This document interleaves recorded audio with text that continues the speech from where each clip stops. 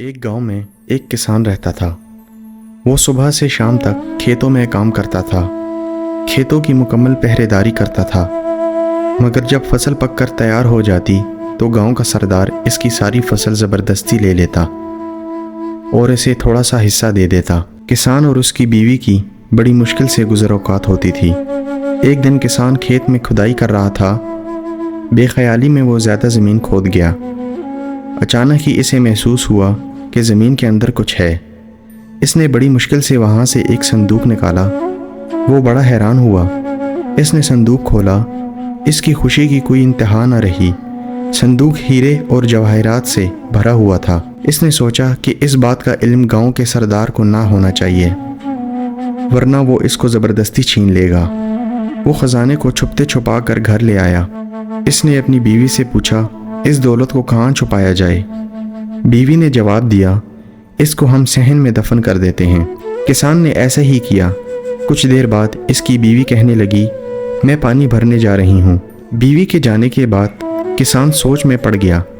وہ اپنے دل میں کہنے لگا کہ میری بیوی اس دولت کا ذکر دوسری عورتوں سے ضرور کرے گی اور پھر اس راز کا علم سردار کو بھی ہو جائے گا۔ یہ خیال آتے ہی کسان اٹھا اور ہیروں سے بھرا صندوق صحن سے نکال کر گھر سے باہر ایک خفیہ جگہ میں دفن کر دیا اور پھر واپس آ گیا۔ جب اس کی بیوی گھر آئی تو اس نے سنجیدگی سے کہا، کل ہم جنگل سے مچھلیاں پکڑ کر لائیں گے۔ بیوی نے حیران ہو کر کہا، مچھلیاں اور جنگل سے؟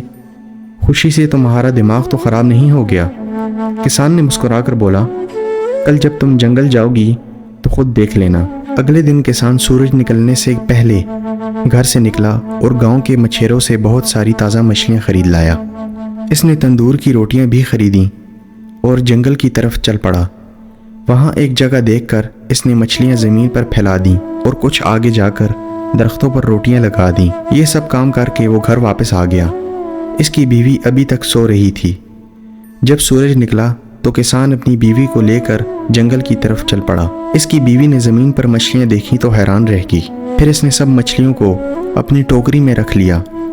آگے جا کر درختوں پر روٹیاں دکھیں تو کسان سے کہنے لگی، درختوں پر روٹیاں لگی ہوئی ہیں۔ کسان نے کہا، یہاں روٹیوں کی بارش ہوتی ہے، کچھ روٹیاں درختوں پر اٹک جاتی ہیں۔ اس کی بیوی بڑی حیران ہو رہی تھی۔ کسان اور اس کی بیوی کے دن پھر گئے۔ اب وہ پہلے سے زیادہ اچھا کھاتے تھے۔ تھوڑے دن بعد ہر طرف یہ بات پھیل گئی کہ کسان کو کوئی خزانہ مل گیا ہے۔ اب یہ راز نہیں رہا تھا۔ ہر کوئی جانتا تھا کہ خزانہ اس کے گھر کے صحن میں چھپا رکھا ہے۔ پھر بھلا یہ بات سردار سے کیسے چھپی رہ سکتی تھی؟ پہلے اس نے کسان کی بیوی کو اور پھر کسان کو اپنے ہاں بلوایا۔ کسان جب سردار کے پاس گیا تو سردار نے کہا، کیا یہ سچ ہے کہ تمہیں ہیرے جواہرات سے بھرا صندوق ملا ہے؟ کسان نے حیرت کا اظہار کرتے ہوئے کہا، یہ بالکل جھوٹ ہے۔ سردار نے گرج کر کہا، تمہاری بیوی مجھے سب کچھ بتا چکی ہے۔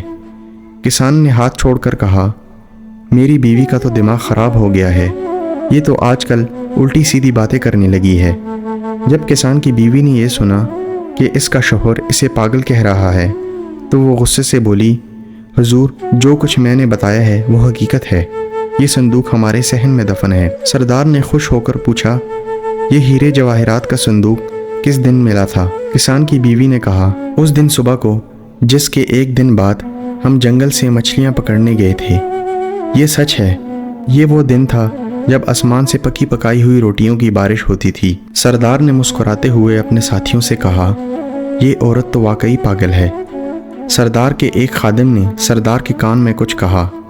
سردار نے اپنے خادموں کو حکم دیا کہ کسان کے گھر جاؤ اور صحن کھود کر خزانے کا پتہ لگاؤ۔ خادموں نے سارا صحن کھود ڈالا مگر وہاں انہیں کوئی خزانہ نہ ملا۔ وہ سب واپس چلے گئے۔